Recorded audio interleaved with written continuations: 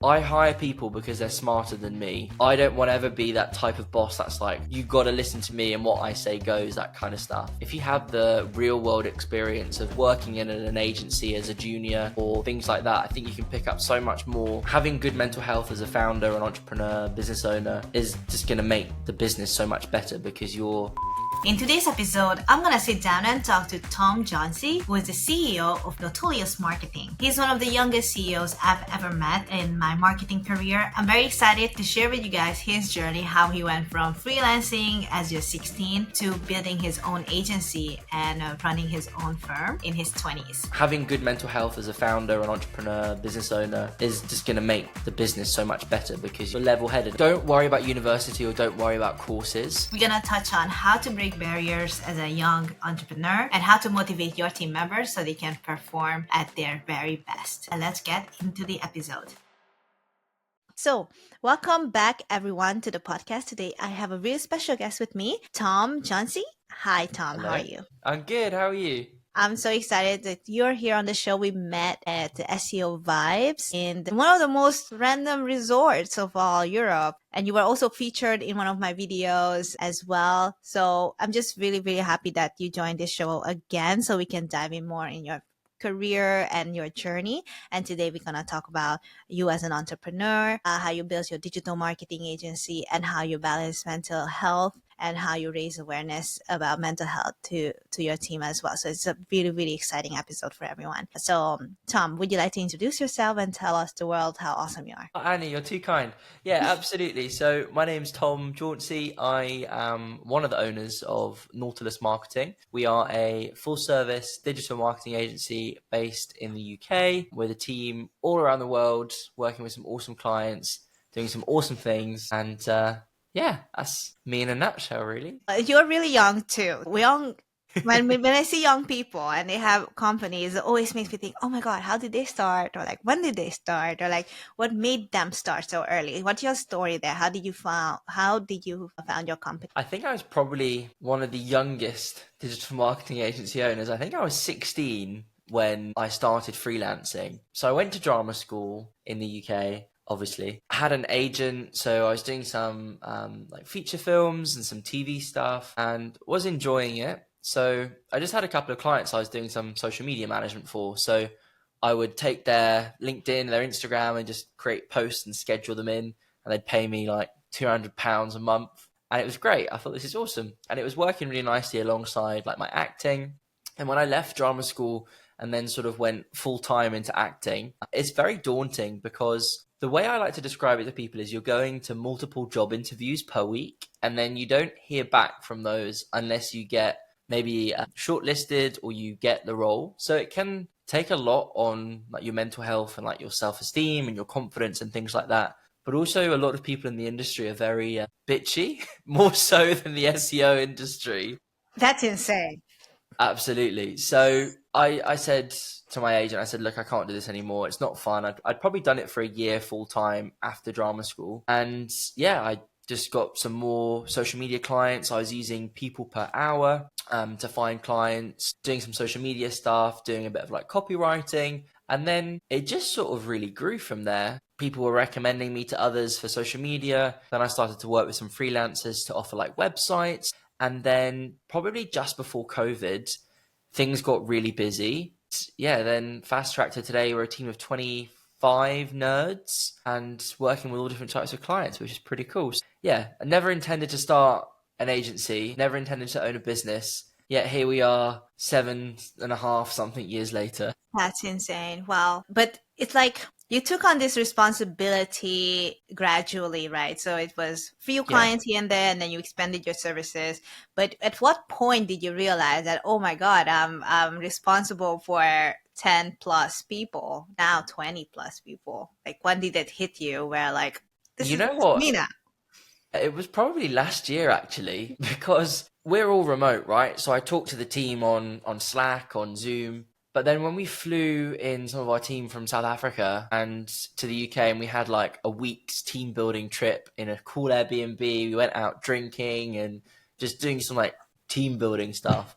I was actually like, these people in this room all work in our company, and it's really weird. And I think when, obviously remote companies is great, but actually having that in-person stuff, I was like, oh, okay, yeah, this makes sense now. So I think we all get caught up in the internet world, right? And obviously I have responsibilities as a business owner to them, but when you actually see people in the flesh, like, okay, there's a lot of people here and they all work in the company, that's when I was like, okay, now it makes a reality make sense. Yeah.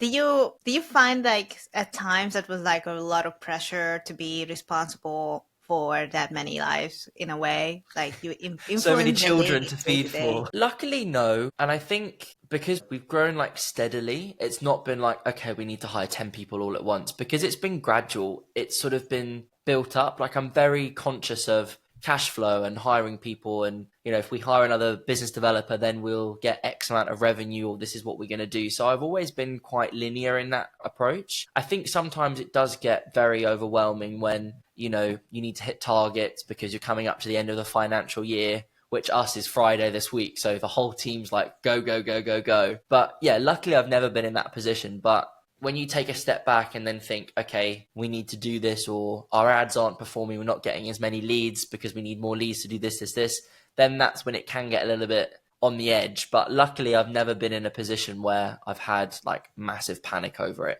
It's more been the stress of owning a business and the ups and downs rather than like team, if that makes Yeah. sense. Yeah.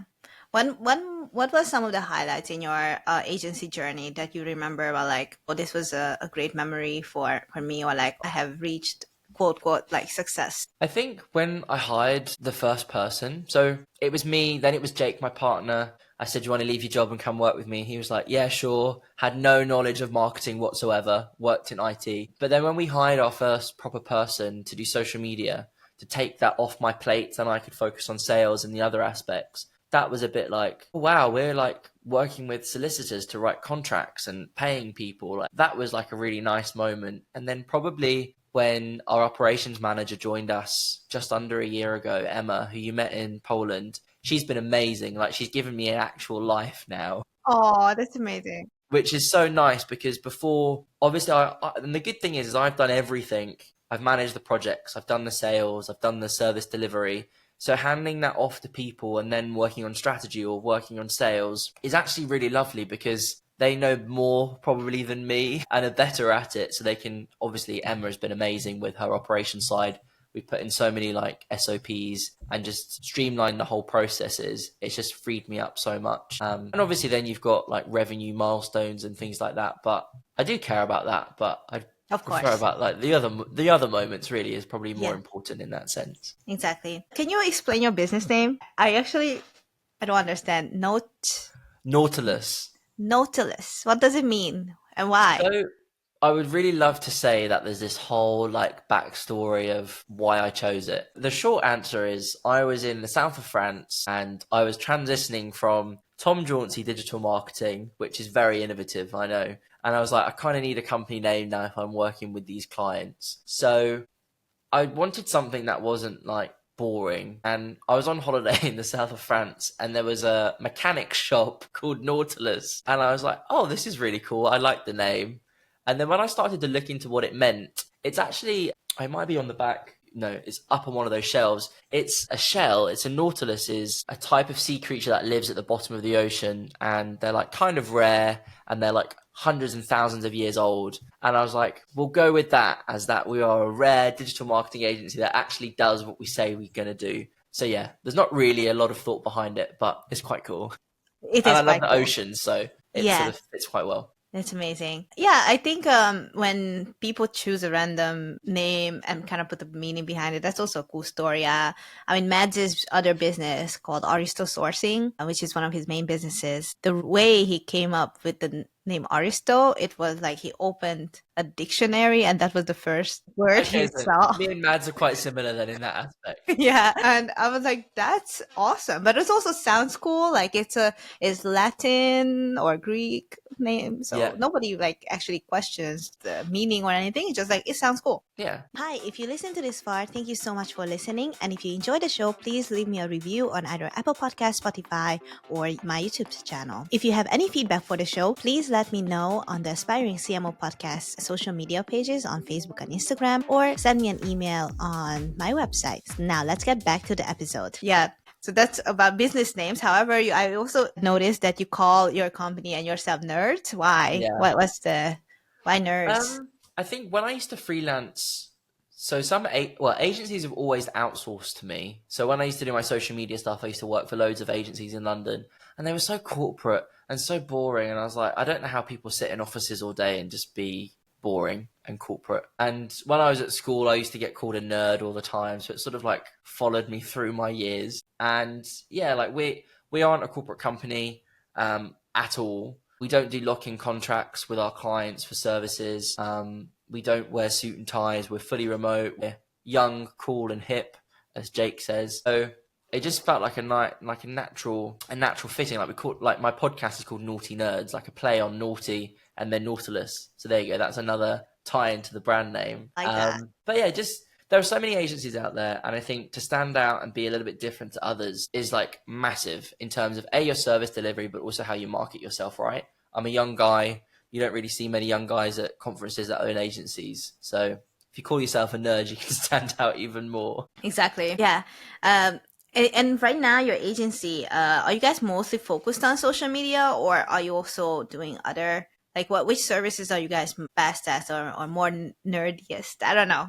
Like, it's really interesting how it shifted. So when obviously I started, it was social media, and that was our big focus. I would say now the majority of work that we do is web, SEO, and ads. Digital PR has gotten really busy over the last 9 months since we started to offer it as a service. Again, loads of agencies love it because it's probably one of the most competitive priced out there, and we've gotten really good at it. So I'd probably say web and SEO is our main bread and butter at the moment. We still have social media clients, but because social media has changed so much, like before we used to be able to put posts on Facebook and Instagram and it used to get traction. A lot of the social media stuff that we do now is more video content based. We're managing a lot of LinkedIn, branding, personal branding stuff now as well. So yeah, it's changed a little bit, but we still do social media. I love it. It's cool. So, I mean, with social media, I think it makes a lot of sense to tie it into ads. Because if you 100%. create the social media post, I might as well run it as ads. But I think to run ads successful, you need a different eye for content, for sure. Do you have any tips how to make somebody's ads stand out, especially video content? Personal approach. So many people, I talked about this in Cyprus actually when we did our talk on personal branding and social media for e-commerce brands. If you can put faces to brands, people buy from people, it's not you're not reinventing the wheel. And I think if you can tie that into ads specifically, video ads work so well. A mixture of video and static are a match made in heaven. So running multiple ad sets and A/B testing those with different things, I think is great, because then you can get nerdy and look at the data and see what's working, what isn't working. You can then strip it back, fine tune, finesse, and then sort of crack on. So yeah. And people love comedy, right? So a lot of ads that we do for clients, we work with an erectile dysfunction clinic in Canada, and some of the ads that we've ran, because Facebook and a lot of social media platforms are very particular about that type of content. We work with some content creators. We worked with a content creator agency, and then they sort of put together the concept for the ads, and it was like a humor kind of thing. I mean, not many people want to talk about erectile dysfunction, so we made it quite comical, and it worked. So yeah, that's fantastic. When it comes to putting people, putting faces, I 100% agree. People buy from people. Does it matter if this person is known or not known? Do you see that, for example, if it's just a random person who is maybe not, it's not Tom, it's not the CEO, it's just the random employee, or the random person who happens to hold your product up? Does that perform better versus as someone who is more well-known in that industry and says the same? I think there's two angles to that, really. From an influencer perspective, if you worked with an influencer to create the content, you've obviously got the benefit of the content, but then you've got the benefit of them and their brand and sort of who they're recognized to. So I think it's Stormzy in the UK has worked with McDonald's recently on all of their packaging, and you get these really cool collectible stickers. Obviously that's great for McDonald's because it's Stormzy and he's going to get a kick out of it, but it's obviously great for the brand too. So I think it has its perks, but there's loads of TikTok companies, right, that use operations managers or use like employees as the face of their brand, and their content's great, and it doesn't really matter if it's the owner or if it's not the owner. So yeah, I guess you could play about a little bit with that, couldn't you, on what I works see. best. Yeah, because I'm also looking at like, so for example, if I'm a marketing manager and I'm trying to run ads, I'm like, okay, I need a person, and maybe in my company I don't find any personality to put Yeah, into that. Then obviously my other choice is like, okay, can I hire a content creator who is not so popular, really just starting out, actually just has a absolutely. personal profile, and then use that person's energy, but he or she doesn't have fame to back them up. It's As just long as that they have they a have good the authentic personality. voice. Absolutely. If they have a personality, if they're likable, if they can convey the values of the brand, that's the most important thing, right? And when you're working with content creators, especially, it's so important to pick the right content creator. We had actually a brief for us to create content for a weight loss brand, and they wanted to use an actor who looked like a model, who was very beautiful, and they wanted us to get a picture of an overweight person and pretend that this person had taken the weight loss drug and then used to look like this and now is this beautiful model person. And I was like, no, I actually recorded a podcast about it because it really annoyed me. But then again, if you saw that advert on TikTok or if you saw it on social media, you would never know that that person has not been through the transformation of that drug. So I think it's very sneaky what some advertisers do in that sense, and it's not Oh, really that's very so ethical. weird. So That's very unethical in a do way, it right. right? Like it's super. So basically, what they were doing, they Photoshop probably one of the girls' faces on each other. Yeah. And they Yeah. were like, oh, just use a random like overweight person and we'll just pretend that they had this transformation as long as they got the same color hair. And I was like, no, I'm not doing that. No, absolutely not. So you draw the boundary, like, nope, I'm not. No, I mean, it's not. I mean, we do like videography and things like that, but we don't work with content creators directly. It's a massive kettle of fish, as I'm sure you know. So we were going to do the videography side, and I was like, absolutely not. We are not going to put our name to this because it's just not. It's not right Yeah, at 100%. all. Yeah. I also would like to touch on the next thing we mentioned earlier, like, oh, you are not a corporate and you don't want to act like one. So it's funny because many people now on social media, they're like, I'm giving up my cushy corporate life. I'm going to live in a van Yeah. and travel the world. I'm like, good for you. And then, yeah, I don't think I have had a lot of experience in big corporation, like actually never ever. Could you give me a glance of what it was like and how your company does it differently? I was very lucky because I only freelanced for them, but it was just their culture, really. It's very 9 to 5. There's no fun in the office. There's no games. It's like very strict. Okay, this is what you need to do. I worked at a theater. That was my only proper job that I've ever had. I showed people to their Amazing. seats. And I had Fantastic. the worst boss ever. She was awful. She like condescending to everyone. I got accused of stealing from like the till, the cashier desk, but it wasn't my fault because they hadn't counted the till properly when they put it in. And I was like, why would I steal? Like, you're paying me a salary. I have clients. Like, this is just a bit of fun for me. Because I wanted to, when you work from home, when you work remotely, having that social interaction with people is so important. So whilst I had my social media clients, I worked at a theatre. It was a 0 hours contract. And I was like, I'm just going to do it to meet people, have fun, how that backfired. But I think culture and a team environment is so important. We've been interviewing recently for another business developer to join the team. And there are so many people that we interviewed, and Emma and Cameron, our other business developer, interviewed that were just not a good fit.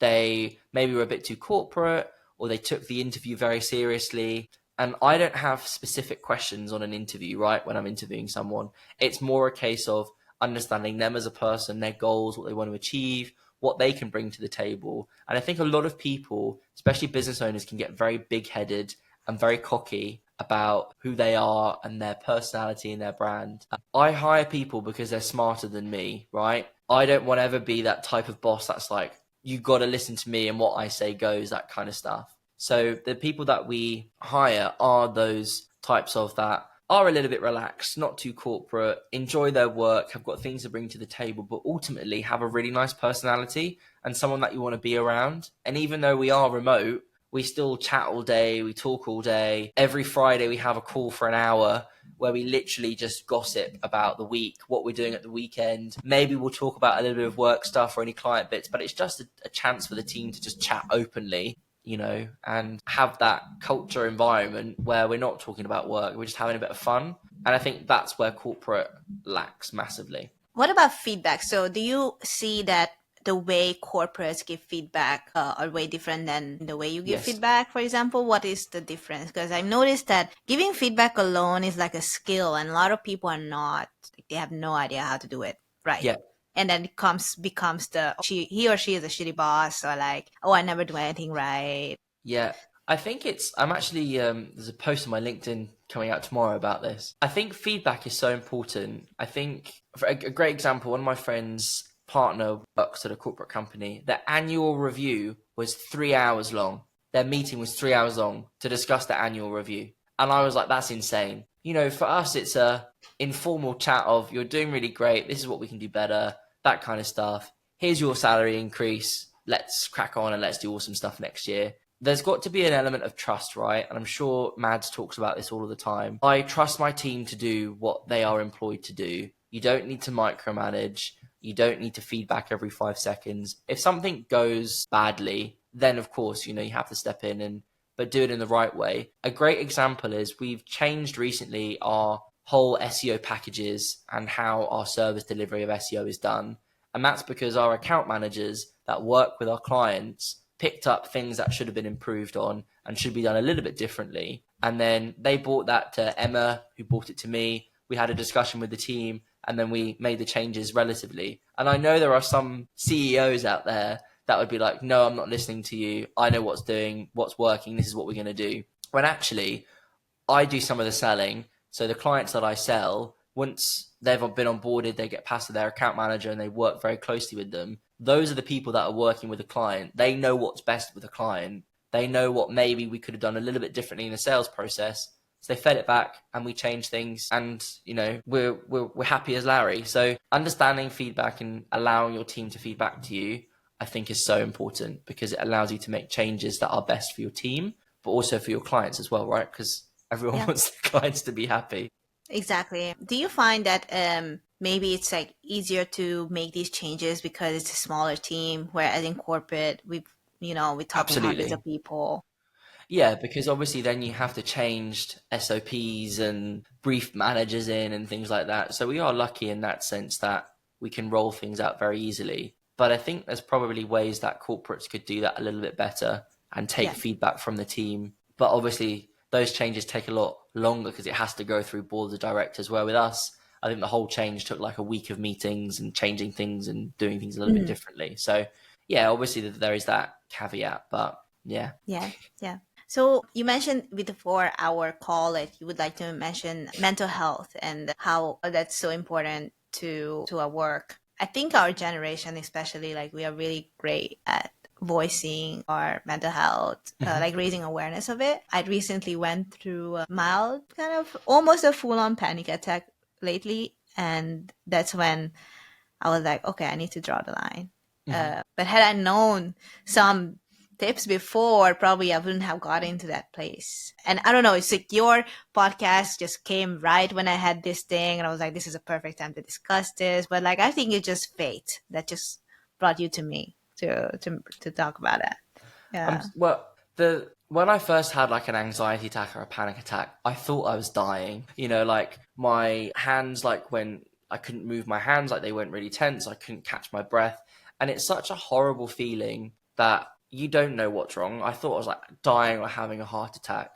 And I sympathize with that, because especially like young people, I think, yes, we are very open about our feelings and stuff, but we never get taught at school like how to have good mental health or like what to do. And our team have access to a platform called Spill, Spill, and it's a subscription service. It links in with Slack or Teams or Google, and it means that all of your team have 24 access to a therapist. So you can send like a text message and they come back to you with like a detailed response in a couple of days, or you can literally go on a calendar through Slack, pick the day, pick the time, and you have like a 50-minute session with a therapist. None of that gets sent back to your employer. The only thing that gets sent back is how many people have taken a session, but it doesn't say names or anything like that.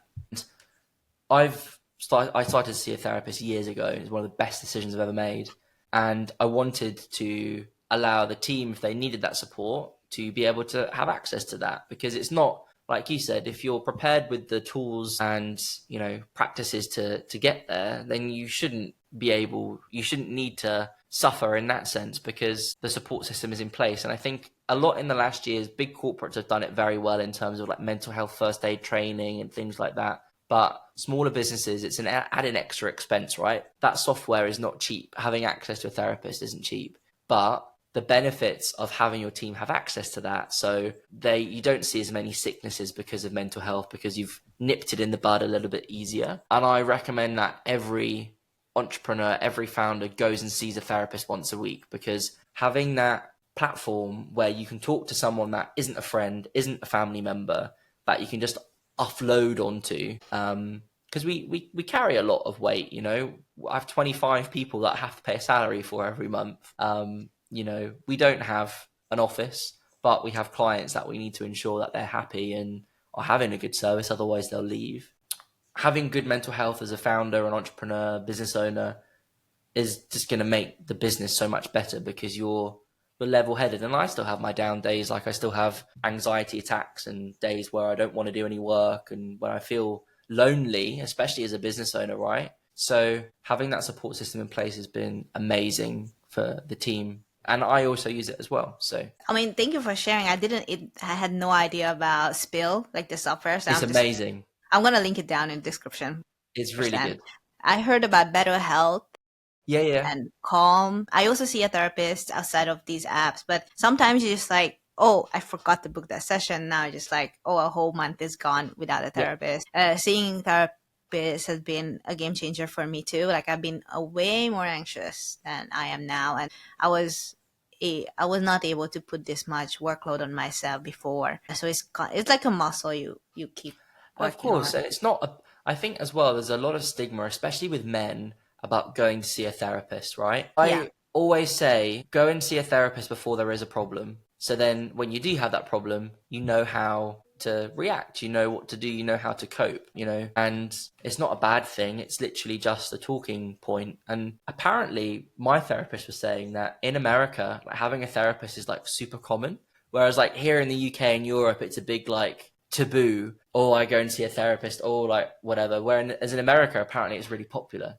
Interesting. I thought that Americans cannot afford it because it's really expensive or something. I thought Apparently so. it's cheaper though than in the UK. Interesting. Yeah. So everyone should go and see a therapist before there's a problem. 100%. We So all have our baggages, right? So we all Absolutely. come with all these packages, Yeah. emotional Everyone baggage or has whatever. family things, work things, relationships, and to have someone that isn't tied into your life that you can just talk to, it's amazing. Yes. And other than the software, how else do you pick up on in your company culture to ensure that everybody feels okay in your agency? I think having regular check-ins with the team, and we operate, it sounds very cliche, because we were on an interview actually, and someone said, oh, what's the culture of the company? And Cameron and Emma said, oh, we're like one big family. And I was like, oh, that's so cringy. But in a way, because we are we're a decent sized agency. I mean, we're not huge. There are agencies out there that are a lot bigger, but we have a very close knit team in a sense that if there is a problem, like when we took all of our team away, someone wasn't feeling very well, everyone instantly come together and ensure that they were okay and things like that. So having a good culture, I think, helps alleviate those things, because then people can go and speak to people and be approachable. I would ever hate to be one of those bosses that you feel like you can't go and talk to, because if you can't go and talk to someone, that instantly put barriers up and it can make things worse. So being able to be open, not just with feedback, but just in life with your team and having a bit of a personal relationship, I think can help mitigate that massively. And just having time where you're talking about the weather, or you're talking about, random stuff that's going on the weekend, like we do on that Friday call where we just talk absolute nonsense for an hour and have a laugh, I think is so important. That's amazing. But I also want to tie it back to the beginning of this podcast when you mentioned how you guys hire in the first place. So obviously, like the hiring process alone probably makes the whole company culture shine or flourish, right? Because you only let people in who matches your values as a company. Good vibes only. Good vibes only. Yes. What are the key things for good vibes? Just checking for a friend. Good vibe, just being nice people, and wanting to engage in a conversation. The amount of interviews that we've had where people just don't want to talk, or I just ask like a really random question, like, what's your favorite karaoke song, or like random things like that. And I think people that are ingrained in the corporate life are a bit like, what? What are you asking? I'm like, yeah, just like, what's your favorite karaoke song? Do you like a bit of ABBA or Elton John, or And they're a little bit shocked.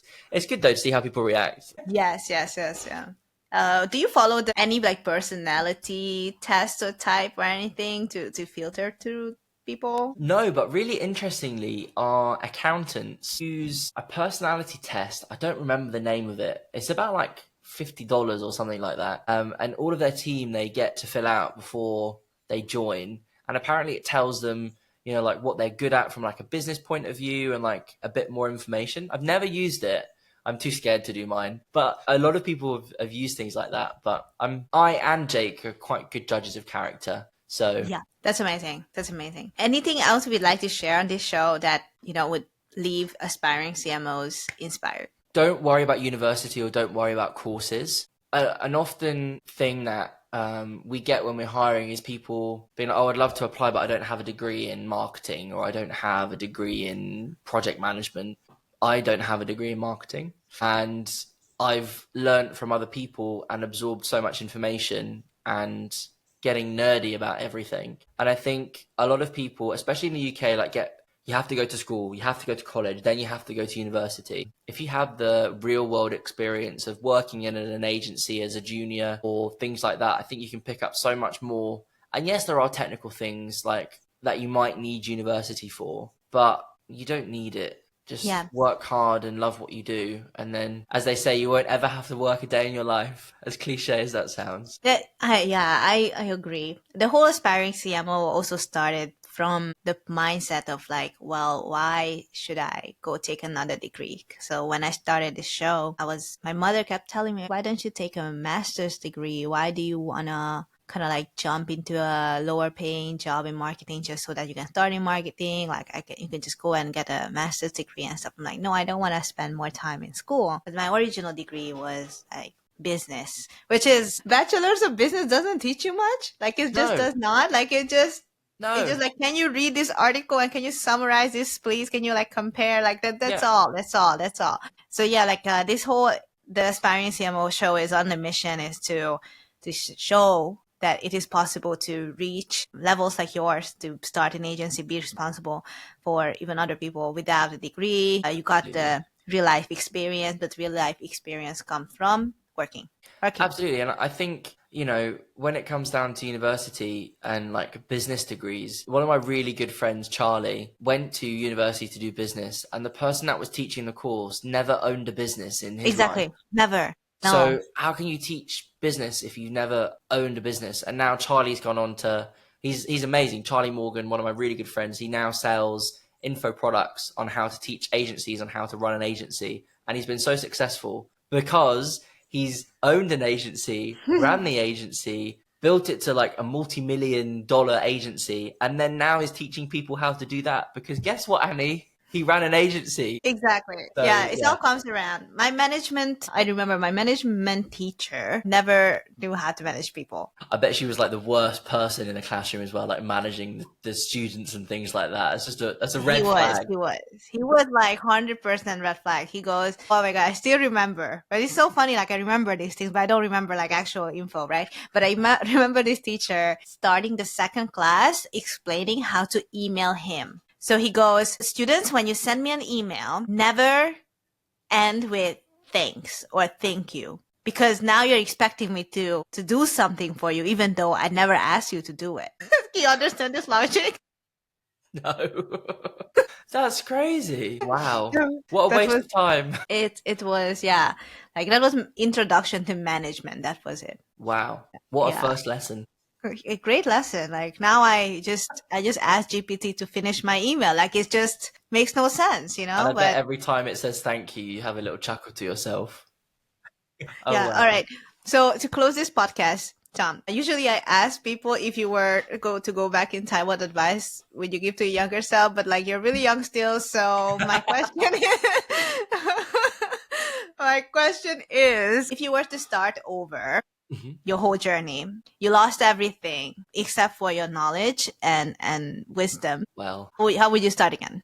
how would I start again? Well, actually, the first question that you asked, I can kind of answer. I wouldn't compare myself to others. And I think that's what a lot of people do, especially not even owning businesses, right? Just like marketing in general or being in a business, like comparing other people's careers to yours, I think is a really dangerous game. I actually said to my therapist like a few years ago, I was like, oh, my role model is like this really famous, like well-to-do, like social media marketing agency owner, like he wears Rolexes everywhere, like goes on private jets, and like that's who I want to be. And he was like, well, Tom, that's like very materialistic. Like, what do you want for you? And I was like, oh, probably like myself in like 10 years time. And he was like, well, there you go. That's your role model. So that would be my one thing. And then if I was to do it all over again, be innovative and trust other people more.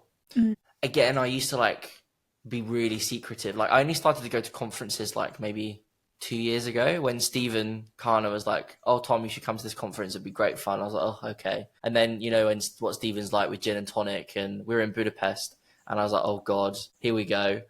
But like networking as well. Like I was always very scared of it, mainly to be being judged by other people of how young I was. But you can learn so much from people in your network and people that also own agencies.